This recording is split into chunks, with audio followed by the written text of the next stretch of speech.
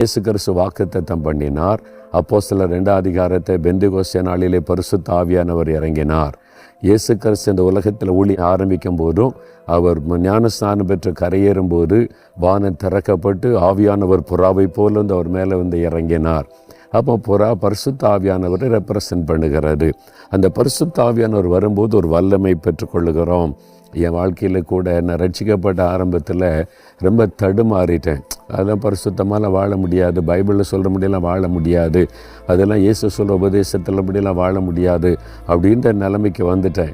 அப்போ தான் தேவன் தன்னுடைய பரிசுத்த ஆவியினால் நிரப்பினார். அந்த அபிஷேகம் வந்த உடனே பாருங்கள், முடியும், எந்த சோதனை போராட்டத்தை மேற்கொள்ள முடியும் என்கிற தைரியம் பலனை கொடுத்து இத்தனை ஆண்டு காலம் நடத்தி இருக்கிறார்ல, உங்களுக்கு தருவார். உங்களுக்கு தேவை ஒரு வல்லமை.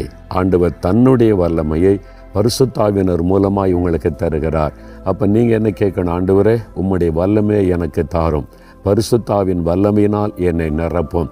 நீங்கள் இந்த வல்லமையை தந்தாதான் நான் எல்லாத்தையும் மேற்கொண்டு வெற்றியுள்ள வாழ்க்கை வாழ முடியும் அப்படின்னு நீங்கள் ஜெபித்தீங்கன்னு வைங்க, ஆண்டவர் தன்னுடைய பரிசுத்த ஆவியின் வல்லமை உங்களுக்கு தருவார். தேவன் வல்லமை உள்ளவர், சர்வ வல்லமை உள்ளவர். அவர் தன்னுடைய வல்லமையை நமக்கு தருகிறார் பரிசுத்த ஆவியினர் மூலமாக. அப்போ பரிசுத்த ஆவியினால் நிரப்பப்படும் போது தேவனுடைய வல்லமை உங்களை ஆட்கொள்ளுகிறது. அந்த வல்லமை பெற்றுக்கொள்ள விரும்புகிறீங்களா? நீங்கள் தாகத்தோடு உண்மையாக கேட்டிங்கன்னா ஆண்டவர் இந்த வல்லமையினால் உங்களை நிரப்பி ஒரு வல்லமையுள்ள வாழ்க்கையை தருவார். எல்லாத்தையும் நீங்கள் ஜெயித்து முன்னேறி போய்கொண்டே இருக்கலாம். ஜெபிக்கலாமா? ஆண்டவரே, நான் ஒரு வல்லமையுள்ள வாழ்க்கை வாழணும், எல்லாத்தையும் ஜெயிக்கிற ஒரு வாழ்க்கை வாழணும்னு சொல்லி உம்முடைய பரிசுத்த ஆவியை நீர் அனுப்பி கொடுத்ததற்காய் ஸ்தோத்திரம். அந்த வல்லமையின் பரிசுத்த ஆவியானவரால் என்னை நிரப்பும், என்னை ஆட்கொள்ளும், என்னை பலப்படுத்தும், என்னை வல்லமைப்படுத்தும் என்று யார் ஜெபிக்கிறாங்களோ ஒவ்வொருவரையும் நிரப்பி வல்லமினால் பலப்படுத்தி நடத்தும்.